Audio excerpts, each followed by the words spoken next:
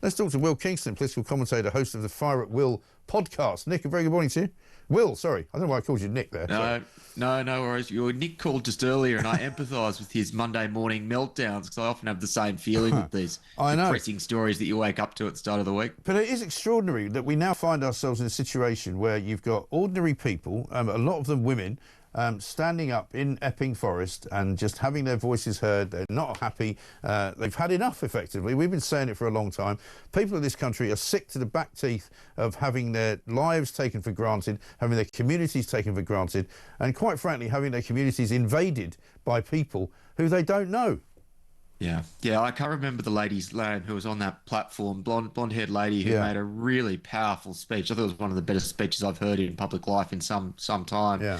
And it was powerful because it was just an everyday mum speaking from the heart, saying, you know what, I'm not a racist, I'm not far right, I'm not what the media paints these people out to be, but I'm genuinely worried about the safety of my children, and I'm genuinely worried about the future of my communities. And I think that's been the change that I've noticed in the last 3 or 4 months, is people are done with the whole you're a racist thing now. They're just saying, I don't care. They're done with the whole you're a far right lunatic thing now. It's water off a duck's back now because people have had enough. Yeah, they really have. Let's play it because we played it in the first hour, but a lot of people just joining haven't heard it yet. This is from Epping yesterday. We felt a lot of the press were incorrectly reporting us on Friday morning after our on Thursday. Sorry, we'll fix that. It seems to be just jumping around a little bit. We'll get back to that one. But yeah, you're absolutely right. Let's do Rachel Reeves then, shall we? This was her back in June, saying that this was apparently. I know we got no clips. No, sorry, we got a system failure, ladies and gentlemen. My apologies. Somebody from Labour just been in to sort it up for us. Well, anyway, listen.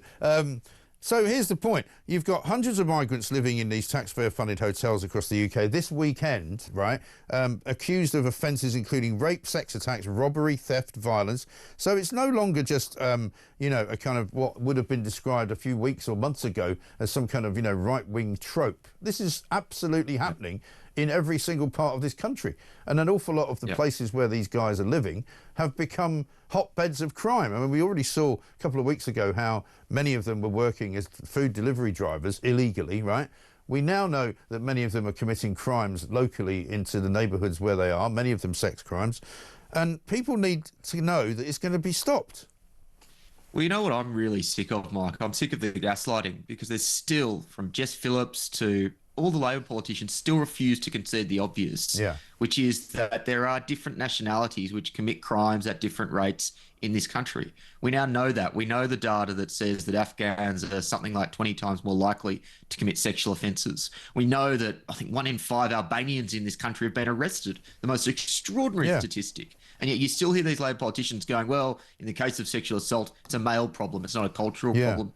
People know that if you take people from a barbarous third world country like Afghanistan, and I'm sorry to say it, but Afghanistan is an awful, terrible, medieval country, they're going to have particular values instilled into them from a very early age, which are very different and in many cases much worse than this country. This is common sense. It doesn't take a rocket scientist to work this out. So if you put them all in a hotel, they're going to be more likely to go out and commit crimes in this country. I'm so sick of people not acknowledging that basic fact. Well, exactly. An investigation by the Mail at the weekend said that at least 312 asylum seekers have been charged with an astonishing 708 alleged criminal offences in just 3 years, including rape, sexual assault, attacking emergency workers and theft. And so, you know, there will be lefties who will go, oh, yeah, but there's like thousands of them here, so if there's only 312 been arrested, that's quite good. And you go, well, no, that's hardly the point. We don't need to be importing crime into this country. We've got plenty of homegrown criminals. Nobody's going to pretend that that's not true. And we've got plenty of homegrown sex offenders as well. However, that doesn't mean you can add to that number by bringing people in. I find it ironic as well. We heard an Afghan guy on the news there talking about, you know, we must show a duty of care to the people who fought with the British Army in Afghanistan. You know, I mean, the words duty of care are somewhat ironic, coming from a land where they've basically been at war with each other for the best part of a few hundred years. Yeah, that's a very good point. I hadn't considered that. Duty of care is a Western legal principle that is thoroughly unknown in Afghanistan. Yeah, look, Mike, it's a really sad state of events. I think the Afghan story, which will continue to roll on, is the greatest scandal, with the exception of the grooming gangs, in modern times. And the thing which I think the Afghan scandal needs to come to mind for us is that every single one of those people who's entering the country is illegally as a choice. I listened to one of your shows last week on the podcast. I actually disagree with you. I don't think that a single Afghan should be allowed into this country, even if they did serve with British troops. I think we can resettle them safely in third countries. But the reality remains, even if they did serve, they are still far more likely to commit crimes here. They're still far more likely to put women and children at risk here, and they were very well remunerated when they were working with British soldiers overseas. I think it is an unacceptable risk, even despite the fact that they have supported this country. And by the way, the ones that did support this country, in terms of the total number, which now could be up to 200,000, is vanishing. Well, the system is so bad, right, that we have no idea even if the right people who should have come here are in fact even here, you know. I mean, I think you do. I think there are particular circumstances under which many of the people that help the British Army need to be able to be looked after, because they were working maybe in intelligence, they might have been working in, close combat and all that sort of thing. But certainly not all of them, and certainly not their families, and certainly not. I think you have to say to people, you have to make a choice. Yeah. If I go and live. Relocate myself in the witness protection program, you don't get to take 100 relatives with you, just because the mafia wants to kill you. You get to go probably with one person and you don't see anybody else the rest of your life. That's the way it goes. If you want to take that risk, then come and join the British Army and fight with us in Afghanistan and see how that goes. But that's what you're dealing with. Yeah, I agree with that. But I think that the two things I'd say is, number one, if we do want to support those people, then we resettle them in countries which are more culturally compatible. It doesn't mean we need to resettle them in the United Kingdom. And the other thing that I would say is that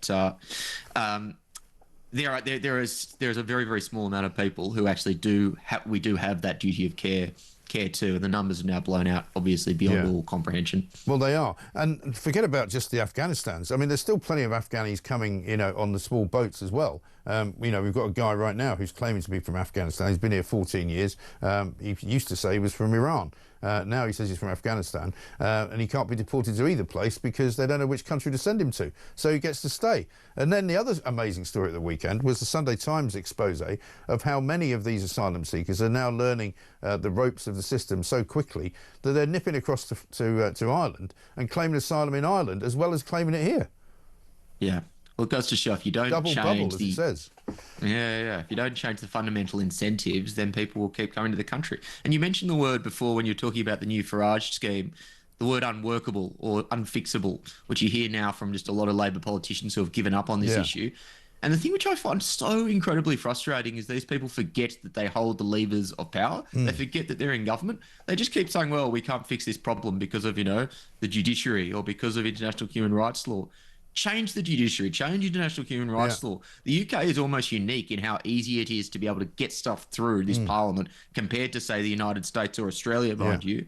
I'm so sick of these people basically just saying, well, for these vague, nebulous reasons, and because we keep stuffing it up in the past, we now no longer are able to fix this problem in the future. It's a furphy. It really is. I think we can fix the video system now. So let's have a look at this mother who's concerned about the migrant hotel, the Bell Hotel this is in Epping. A lot of the press were incorrectly reporting us on Friday morning after our protest on Thursday. And so we just wanted to make it really clear that we're strong women, we're mums, we're sisters, we're aunties, we're parents of the area. So we're just here to support. Everybody is really concerned about who is in that hotel. Crime in the area is shocking, and this is a beautiful place to live. And we are all very concerned, as are other people in other towns around the country. We need to stick together, peaceful protest, and the government need to listen to us. They need to listen to real people on the ground, people that work hard and love their country. And we're here to protect that. Our values are very important and we must protect them. Very difficult to disagree with anything she says there, isn't it? Well said. Yeah, no, really well said. And again, it does have an extra resonance and power when it just does come from everyday community members like that, as opposed to politicians. I don't have anything further to add to that. I think it's very, very powerful. Yeah, it is ridiculous. Let's talk about Rachel Reeves, because she made a claim back in June they were going to end the migrant hotels. Let's have a look at that clip. Billions of pounds of taxpayers' money spent on housing asylum seekers in hotels, leaving people in limbo and shunting the cost of failure onto local communities. We won't let that stand. So I can confirm today that, led by the work of my right honourable friend, the Home Secretary, we will be ending the costly use of hotels to house asylum seekers in this Parliament. Funding that I have provided today, including from the Transformation Fund, will cut the asylum backlog, hear more appeal cases and return people who have no right to be here, saving the taxpayer £1 billion a year. That is my choice, Mr. Speaker. That is the Labour choice. That is the choice of the British people. Well, she says that. She says, I have provided the money. She hasn't actually provided the money. It's actually we who've provided the money to her to go and waste it on a load of asylum hotels. It doesn't appear as though anything's changed, does it? No, well, a couple of things. Number one, she was talking tough, but then she was saying they're going to get this done by 2029. So it's hardly like it's a pressing priority. But the other thing is the gaslighting here is extraordinary because what they're doing at the moment, and I think I saw a report saying that they were bragging that they reduced their bill on migrant hotels by about 30%. But the reason they've done that is they're just moving all these people into private housing, which is more expensive than a hotel. It's not like the fundamental principle of putting someone in plush accommodation doesn't change whether or not you're in a hotel or you're in a nice house somewhere. You're still a threat to the community. You're still being subsidised by the taxpayer. Yeah. The fact is you need to put these people in detention centres, ideally in an offshore detention centre. That is what works. That's what worked in Australia. Yeah. And again, and that's all what they're doing. They're doing that in Greece now as well, by the looks of things, right? Because it's the only solution. It's the only option. It doesn't take a rocket scientist to work out that if you give someone the option of a nice hotel as opposed to being, sitting on a field in Calais, you're going to take that option.